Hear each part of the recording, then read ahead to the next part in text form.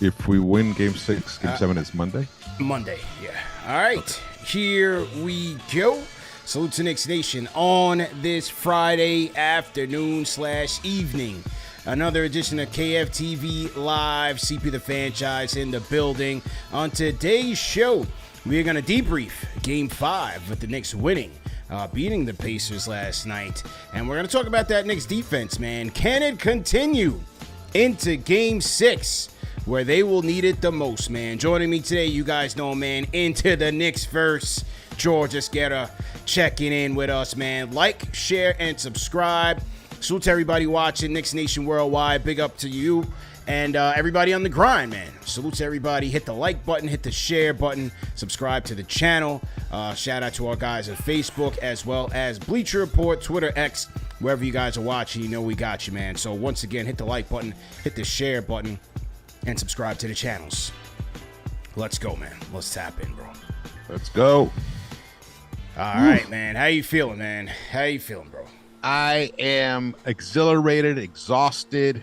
I am filled with anticipation for tomorrow's game. Yeah. The Knicks have given us what we needed, basically, just to stay alive, one game at a time. And last night's win was, it was, even though the score, I mean, it was a decent margin. Yeah. It really felt like the Knicks were in control of that game from wire to wire. Yes. The first complete game victory, a complete game of the series for any team. Because even in that Game 4, Knicks were barking, late. They were just 2 possessions away from tying it. Not this time. The Knicks really fully controlled it, and they did it primarily with a defensive first mentality. And that mindset shift truly is paying off now, because this offense, I mean, honestly, offense has never been the problem. It's never been a problem. It's been the defense. And when, they have allowed the offense mistakes when they have issues affect them on the defensive end. This time, no. They were just locked in from beginning. And big shout out to Mikal Bridges, man. Big shout out to Mikal Bridges. He set the tone, picking up Tyrese Halliburton in the backcourt, making him struggle for 50, 60 feet, killing that shot clock. Love what he did. I love that adjustment that Tibbs made right there. And the Knicks are making Miles Turner irrelevant in this series. Probably worst series I think he's had all this whole playoffs, I think. I haven't really looked at his numbers in detail, but just from the eye test. Yeah. Yeah. Yeah. How about you? What were your now the next day? Yeah. What are you feeling now? Look, feeling good. Happy that, again, that we didn't have to rush into all-season doom and gloom talk. I want to be talking about basketball around this time of year. And this team, they are more than capable of getting the job done here, as long as they can put together 48 minutes of quality basketball. I'm not talking, it doesn't have to be wire to wire every night. It doesn't have to be that. But the mental errors and the mental mistakes and the lack of defense, you can't do that if you're trying to make it to the NBA Finals. You can't do that if you're expecting to be a championship quality team. And so I was happy just to see that they were able to put together a 48-minute, for the most part, dialed in, especially on the defensive end. You mentioned some of the adjustments on Halliburton, which I liked. Hey, let's start picking up 94 feet. Why not? If Mikal Bridges gets tired, hey, we got Landry Shamut behind him. Hey, we got Delon Wright behind him. We got Deuce McBride. Do the same thing to the Pacers that the Pacers have been doing to Jaylen Brunson the entire series. And by the way, it hasn't been working, but we'll talk about that. But this is the type of thing, man. Relentless energy, physicality. Slow them down as much as you can, and just keep rotating your guards out there. The Knicks have enough energy and defense to be able to do that. And I just like that they did. And I did it felt like they had OG on Halliburton for a little bit more possessions this time around. I'm going to take a look at that while you share your thoughts. But I thought they did have the dog on him for a little bit more. There were definitely times where they threw him up. I mean, it was Mikal's responsibility to pick him up in the backcourt. But I think once he got across, there was a screen, then OG would try to get over onto Halliburton. Yeah. They didn't let him have any kind of straight lines to the basket for any of them. They made them pay every time they tried to get into the paint, evidenced by the paint domination. The Knicks outscored them by, 32 or something in the paint? Yes. Something like that, 30 points to 28 or something like that. That is tremendous domination. Cat driving to the hoop. His success rate was tremendously high. I saw Caitlin Cooper tweeted something out about that. He drove I think 11 times or something and never passed out of it once, though. Yeah. Which that's something we need him to add that in. But when he's having the effectiveness that he's having at the hoop, around the hoop, because it seems like that knee, even though obviously it's bothering him, it's not keeping him out of the game. So that is a tremendous plus. I mean, we would have zero chance, to do anything if Towns wasn't able to play last night. Yeah, no. Maybe miraculously we steal this game, last night's game, without him. Sometimes teams rise up. Sure. But, by game 6, like what happened with Tatum for the Celtics, they can only survive so long without one of your key pieces. Yeah. So I thought that the defense was inspired, but man, the bench deserves lots of shout out. But one thing that's really important before we move on to that, I want to talk about you mentioned the pace of the game.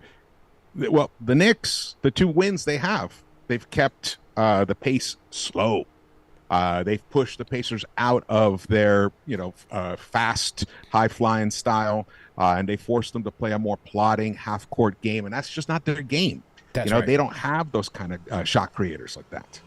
Yeah, I agree with you wholeheartedly there. And that, to me, was a difference between games 4 and game 5, where it seemed like the Knicks were trying to play, even though I like when they play fast, it felt like they were just so sped up that it caused them to be under duress, and that's where the mistakes started to happen. So I like that, they played at their tempo and try to make the Pacers play a little bit in terms of their realm, in their game, in their wheelhouse, and it benefited them. I liked how their pace there.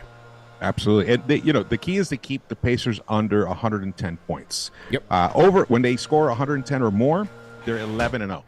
You keep them under 100 when they score fewer than 105 points, they're 0-4, which is 2 of those losses are to the Knicks. So that'll be the first indicator of what type of game 6 is going to be. If the Pacers are out there on the break, forcing turnovers and getting easy buckets in transition, then the Knicks are going to be in trouble. They're going to have to slow it down. And that's how they have been able to make those comebacks as well, by just shifting the pace and the tonality of the game itself. But we need them to come out right from the start, basically just stamp and repeat what was done last night, do it tomorrow, and we move on to Monday. Yeah, straight out the gate, man, rip and run. One of the things on Towns that I had liked that you had mentioned in terms of his drives was that I don't recall many where he really hit the deck. You know what I mean? Like when he misses and hits the deck, that's a turnover. You could pretty much classify that as a turnover, because they're going on the other side 5-on-4, and most of the times if Brunson's not in the picture, it's 5-on-3, and then they're in trouble. You get leak-outs, the Siakam leak-outs, where the Knicks are not matching up in transition. Stan Van Gundy did call that out in the game. Or you're getting those, spread the ball around into a Neesmith or somebody, corner 3, wide open 3. Those things will hurt you. So it's like, I do love the Cat drives when they're impactful, but boy, oh boy, if you're not careful, they will turn that into points if he hits the deck. You know what? I got that the Caitlin Collins text. So she said, Cat had more drives, 10, than Tyrese, 9, Nembhard, 7, and TJM, 8. New York Knicks scored a 1.33 PPC out of those plays. So when you have that type of production, 1.3 points coming out of every drive, that it's successful. But when he doesn't make it, and when he's pouting for a call or whatever, and he's laying on the ground there, it is exactly kind of like a turnover, and it feeds into the Pacers game. So if he's making them, great. If he's not, it really hurts. Really hurts. Yeah, absolutely agree there. And one of the things I was saying, look, he's been getting the best of Turner. That hasn't mattered. But especially when Turner is not in the game, the entire Knicks team should be seeing red when it comes to that paint. Go into that paint and destroy these guys. They lost Tony Bradley. You know, I don't know how much respect you want to give him from a defense and hustle standpoint. I don't know if he's going to play in Game 6. Looks like his knee buckled. But I don't care if it's Tony Bradley. I don't care if it's Tommy Bryant or what's the guy's name? Bryant. Thomas Bryant. Thomas Bryant. I don't care if it's Obi their front court depth is their biggest weakness when it comes to the defense. And the Knicks should be inside destroying them every chance they get tomorrow night in Game 6. Look, if it weren't foul trouble, I mean, this would have been the whole story for the season, for this series. It's the foul trouble that has really plagued the Knicks, especially Cat early on. And he managed to stay out of that foul trouble last night. Got to do that again tomorrow night.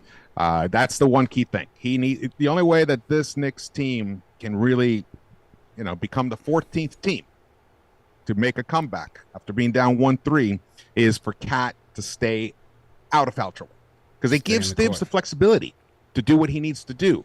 And ironically, it was foul trouble that kind of forced Thibs to go to a 9 and a 10-man rotation. Yeah. How about that bench, man?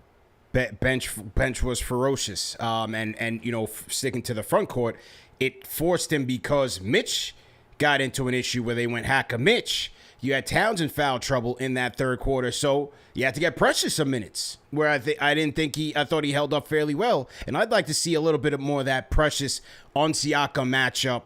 Stay a little bit more physical with him. I'd like to see a little bit of that in Game 6. Yes, I liked. Basically, Mitch played a terrific game last night. Yeah, defensively, he definitely looked out of sorts in Game 4. He wasn't quite himself, but that wasn't the case last night. He really delivered big time for us, man. That block that he had on Tyrese. But that was a good sequence. He had the block, then he had the strip turner on the ball, forced a turnover there on the next possession. Then on the other side, grabs a rebound and a putback. So he had a quintessential Mitchell Robinson run right there. That 5 minutes of him, or 6 minutes, whatever it was basically defined the game at that point. It was really difficult for the Pacers to do anything after that. Yeah. Create any real momentum. Yeah. So you had a situation here in Game 5 where the double big lineup had some success. It's been varying depending on how the Pacers play. If they play fast, if they're catching the Knicks out there on the switches and they have some advantages there, it can be difficult. But I thought where Mitchell Robinson was impactful in this game, to stay impactful in the game, was that, for one, they were able to rebound the ball and limit the Pacers' second chance opportunities, especially earlier in the game. And then defensively, he was just really good. He was stout out there from the perimeter to the rim. He was really good out there. The double big starting lineup last night accounted for 39 points in 13 minutes. They were a plus 18. They shot 63% from the field, 4 of 8 from the three-point line, hit all 7 of their free throws, and like you said, the rebounding. They grabbed 11 boards. 10 of them were defensive. 3 steals, 3 blocks. That unit did the job last night. Yeah. And I was fearing Thibs might, go back to the Hart starting lineup, and I was hoping that he didn't, and I'm so glad he did not. That lineup just needed a little more time to work through the kinks. It hasn't played that much together. And they finally, Thibs committed to it, and they delivered big time from the jump. Yeah. Salute to everybody in the chat once again. We got over 500 people here on the check-in. CP the Franchise. We got George, a.k.a. Into the Knicks First, in the building. Salute to our franchise channel members, man. Edward Suarez, I see you in there. Omar Dell, how you doing? Zach out in L.A. representing the left coast Knicks family. Shout out to My Two Cents, always in here. Shout out to LD. LD says George's Game 3 halftime rant was on fire. He said he went off, man. He said I went nuts. Yeah. I jumped on. I was so furious because basically the season was like on the brink there. That was the real season on the brink in that Game 3. Yeah. They were so flat in that first half, and I just read them the riot act. Not that they hear it or watch it or anything, but that vibe was there, and I'm sure they were feeling the same way. And they came out and they showed it in that second half and won that game. Without that game, basically the series is over. Yeah. Keeping it on the defensive front, Shamut. How about Shamut's defense last night, man? Inspired. I mean, his screen navigation was fantastic. look, yeah, he had 5 points, but I'm talking about his defense, the screen navigation. The turnover that he forced on T.J. McConnell, just playing with that edge, playing with force. He set a good tone for that bench, man. He set a very good tone. He needs to make sure he gets those minutes, and I want more revenge against Benedict Mathurin because that was a dirty play in game 4. That was a dirty play. I want to see some revenge on Benedict Mathurin, man. Absolutely. I mean, Shamut, actually, I have been liking his defense all along. He gets burned once in a while. Yeah. He gets bodied up when the matchup isn't right, someone a little too big, someone a little too fast. But I love how he battles. And you're right, the screen navigation was top-notch last night, probably the best on the team last night in terms of his screen navigation. Yeah. And when he's paired with DeLon Wright, he and DeLon, when they're on the court, the Knicks are a plus 39. That is crazy. And then you add Deuce, and it jumps up to a plus 68. Now, it's not a lot of minutes, not a lot of possessions, right? But if we're winning the non-Brunson and non-Cat minutes, we're winning the series. Yeah. And what we saw last night was that in Tibbs's strategy to stagger Brunson and Towns, you put a nice defensive front around Towns with Shamut and Deuce and Wright, and sometimes it's OG, sometimes it's Hart, but like that's a nice 5 right there. Where that's a nice shell. That's a nice shell. That's what I mean. That's a nice shell around him of just scrappy perimeter defenders. And Shamut being one of them. He was great last night, man. Yeah, and they even picked up a couple assists. They were moving the ball. Yeah, I look like the reality. This is what we've been crying about. Thibs, you have a bench. Yeah, you have a bench. Look, I don't care at this point that he didn't look at the bench all year long. He's doing it now where it really matters to us. Just wish it had been a little earlier. I wish we were up 3-2 as opposed to down 2-3. But the situation is what it is. And right now, I think it is going to be the actual depth of this team that is going to carry the day, along with the leadership of their all-stars. And when I was prepping for my preview of Game 5, I was looking back at that Denver team in 2020 that they pulled off twice. They came back from being down 1-3. And there were some similarities between that team and this Knicks team, which is your point guard can go off for 40 or 50 at any night, which Jamal Murray did during that series. And then you have a fantastic guy at the 5, who is a 3-level scorer, and that's Karl-Anthony Towns.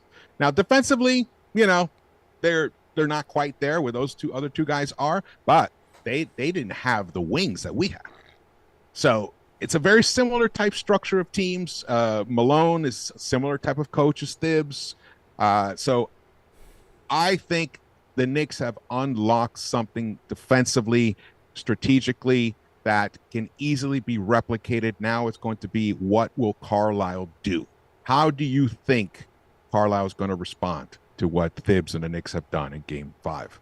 Yeah, well, I think one of the things we could look at is the fact that it seemed like, and let me just take a look at this right now since we have it. So let's everybody in the chat once again hit that thumbs up button for your boys. Hit that thumbs up button. It seems like, let's take a look at this here. When I look at, okay, they were at 37.5, and second half they shot 44%. So Pacers in the first half shot 37.5%, second half 44%. And I thought a lot of that second half, man, when you look at that bench, we still need to figure out Benedict Mathurin. He had 17 points on 4-6 shooting from the field, 9 free throw attempts in that second half. And that was also carryover from Game 4. Remember, he had a ton of free throw attempts in that second half of Game 4. That was a little wrinkle that they did not see in Games 1 and 2 because he really struggled out the gates in this series. He's been struggling all playoffs. He's been struggling all playoffs. He really hadn't been good until now. But with his athleticism and his motor, Knicks got to be on guard for that, especially late in this game when he comes off the bench. I got to see how do we match up because he's had, sometimes he's had Deuce on him. Sometimes he's had Brunson on him. That is one to watch there. I think the Pacers' overall approach is going to continue to be the same, which is play at their breakneck pace as much as they can. And so defensively, again, they're going to try to bait the Knicks into making those silly turnovers. and then get Halliburton the ball. He's going to get out and run. You know Halliburton is not going to be the same guy that settled for 7 shots in Game 5. It's going to be closer to Game 4 Halliburton. That's going to be playing at a lightning speed, off of live rebounds, off of the turnovers, getting his guys involved. So, I think their game plan is going to be a lot of the same, but you have to win those non-Halliburton minutes, which is when McConnell and Mathurin come in the game. You have to keep those guys at bay, and they've had their turns in killing the Knicks in this series. Yeah. Yeah, I wonder if they're going to like put Tyrese in the Jaylen Brunson role. When Brunson's getting harassed in the backcourt, we see sometimes Hart brings the ball up when he's on the court, or McCall brings the ball up. Are the Pacers going to turn to Nembhard or Nesmith to bring the ball up to make life a little easier for Tyrese and then get the ball to him the minute they get over the half-court line?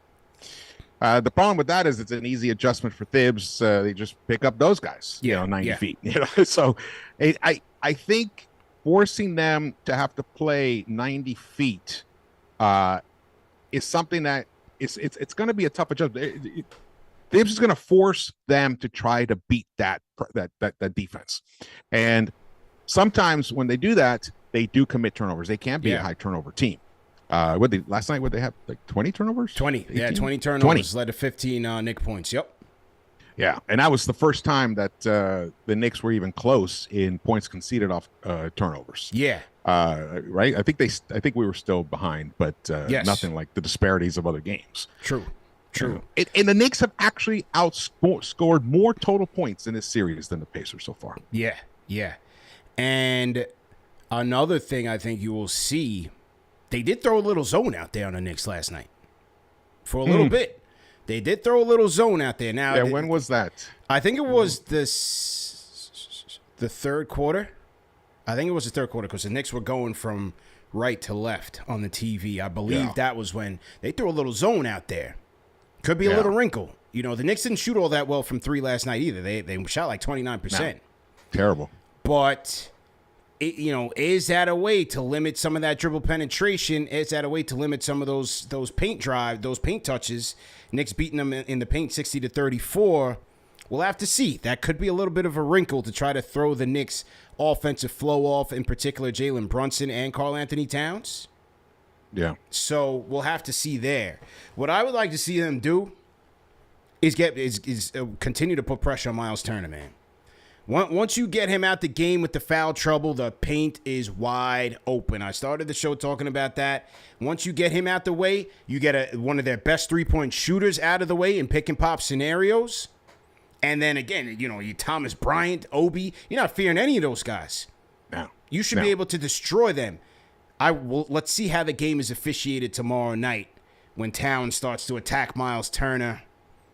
The off-ball possession. I want to see how they officiate that. Are they going to give him a little bit more leeway, which I would expect? But if not, every time I don't know. With the refs, they've been so inconsistent. But I mean, this series is being called like much tighter than the other series, which were even more physical. But yet they'll call ticky-tack fouls and then let other stuff go away. I mean, there were so many fouls on the Knicks in Game 4 that did not get called that were very impactful on the flow of the game itself. So, but last night, I will say, I think the officiating was pretty even. Yeah. First game, I would say, pretty even.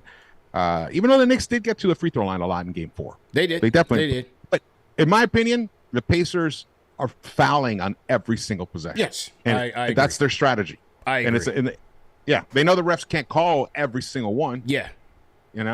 But they'll call 4 lame fouls in a row in 12 seconds on the Knicks. Yep. I definitely agree there. And, you just got to understand that it's the playoffs, man. You just got to understand it's the playoffs. It comes with the territory. So I always feel like certain games you can expect to be on the other side of the whistle in terms of disadvantages, and you just have to continue to play through it. Let's take a look at this defensive matchups. I'm taking a look at this from last night. So to everybody in the chat, once again, hit that like button, hit the share button, subscribe to the channel. I'd like to see some more of the dog on Halliburton to D him up a la the way that Nesmith has been trying to body up Jaylen Brunson.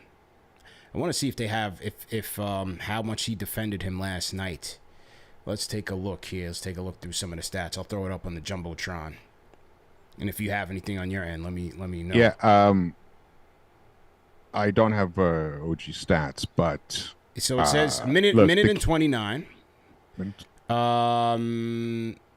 2 points for Halliburton, 5 team points, 1 assist. Well, let's see. Okay, he went to the free throw line. On OG. So no shot attempts. I mean, he only had 7 shot attempts in the entire game. So yeah, but that was by design. He didn't have good looks. That's true. You know, he has that weird shot, so he can't have someone right in front of him. He can't get a shot off effectively. But he needs to have at least 2 feet, to Yes. get up there. But sometimes he makes those kind of crazy shots, Yeah. because he doesn't have an orthodox shooting delivery.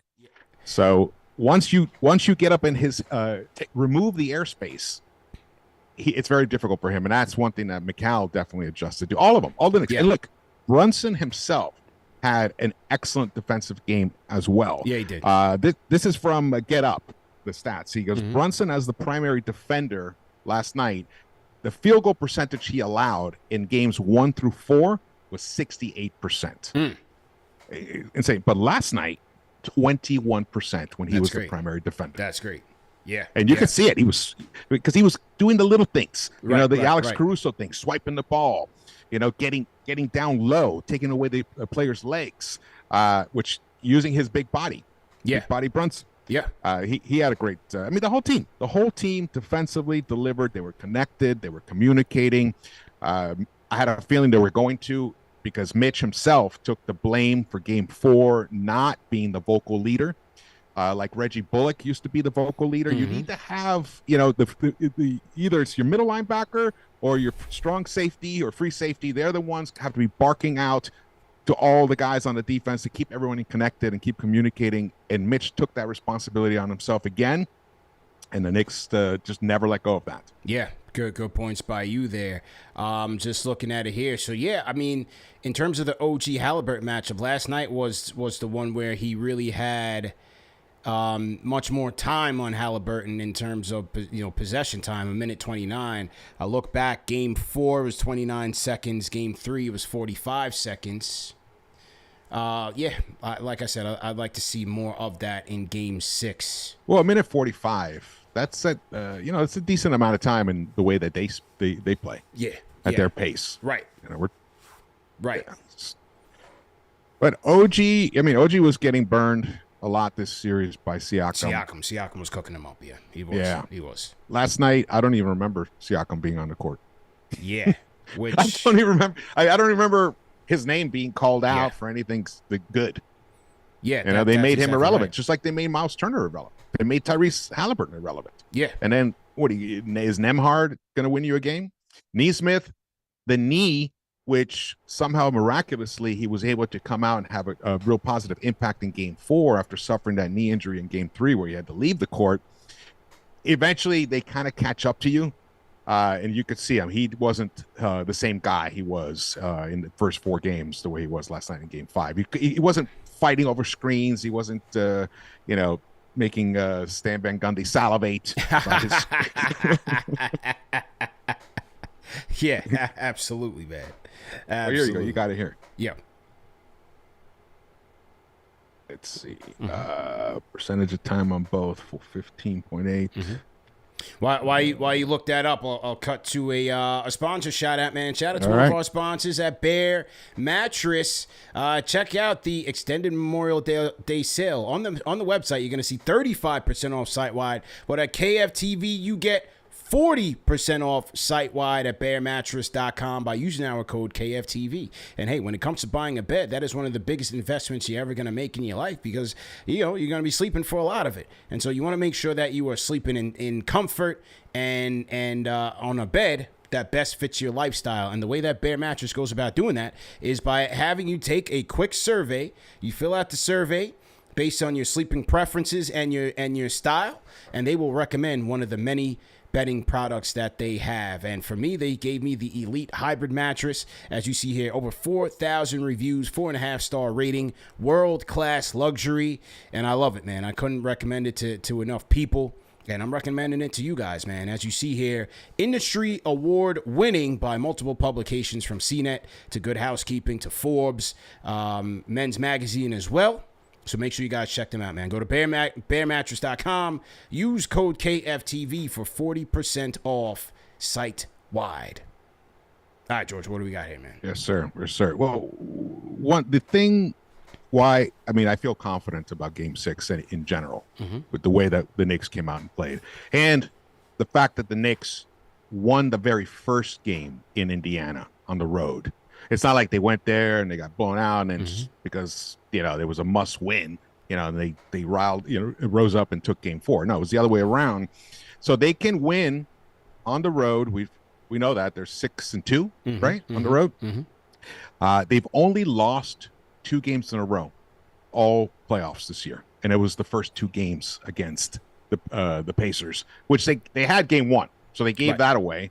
Game 2 was still close; it was down to a 1 possession at the end of it. So these games have been tight, and they tight. Game 4 was the one that they kind of let go of the rope a bit. They lost that one. They went for a high-scoring, high-tempo game. They got off to a fast start, shooting 62% in that first quarter, which is the same thing that the Pacers were shooting. They can't play that way. It can't be a shootout. They've got to bring this pace down. But it's Jaylen Brunson who's going to set the tone again. The way he came out last night totally set the tone. What did he score in that first quarter? 14, I think it was 14. 14 in the first quarter, and then 16 in the third quarter. So the 2 key quarters that the Knicks have been suffering on, and Brunson, won. Yeah, and they won. Brunson put it on his shoulders himself and said, no, we're getting off to a good start. It'll calm everybody else down. I don't expect that to change at all because he, in Game 6, this is what he, as a Knick, 41 points against Miami in 2023, 41 points against Philly last season. 31 points against Indiana last year in Game 6, which is the one where he broke his hand. And then 40 points against Detroit this year in Game 6. So against Boston, he only scored 23 points only, but we won by 38 in that one. Yeah, So it's not like his Game 6 heroics weren't needed, but he's there. He rises to meet the challenge of the moment. And I'm expecting the Knicks to deliver the Pacers' first 2-game losing streak in the playoffs tomorrow. Let's go. Talk that talk, man. Let's just go through some fan comments as well before we wrap. And let's see. Jafet Montalvo on the Facebook side says, I think one of the main things Knicks need to do to improve is slow the ball down when we get a turnover. It's like adrenaline takes over and they go crazy. Yeah. I'm with you, man. Control. Shout out to Artman, formerly known as Steve. $5 Super Chat franchise channel member says, the keys, play defense. Brunson has to come out with selective aggression, as you said, George. Play the bench, give the ball to Cat, and be prepared for Indiana's help defenders. Yeah. And I also think, given that you can expect a all-out blitz from this Indiana defense, Mikal Bridges and OG have to be able to help these guys tomorrow night. Deuce as well. Those 3 guys offensively. Mikal from because outside next to Brunson, that's your next best ball handler, shot creator that can just dribble into a mid-range and get it cracking for you. He has to be on point tomorrow night. Yeah. Deuce as well. Like Deuce had 5 points last night. Give me like 9. From a Deuce standpoint, because they're going to be closing these guys' airspace off, especially if they get into a half-court style. And so it's going to be a lot harder. A lot harder. He's going to need help. Look, they've lost games where Brunson and Towns combined for 70 points, right? And yes, that's been on the defensive side, but I'd like to see Mikal give me like 16, 17, maybe 20 points. I'd be good with that. I think you just basically said what Carlisle's strategy is going to be. Yeah. I think they're going to try to beat up Brunson. Get the ball out of his hands. Yeah. Force the other guys to beat them. So then you're definitely going to need OG and Mikal to step up. They're going to have to step up, knock down threes. Yeah.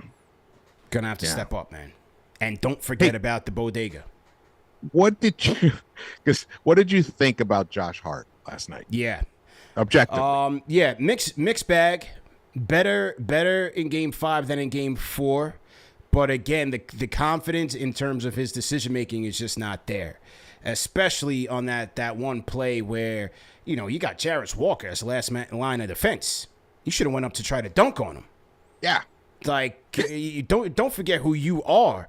A transition dynamo. That's your game.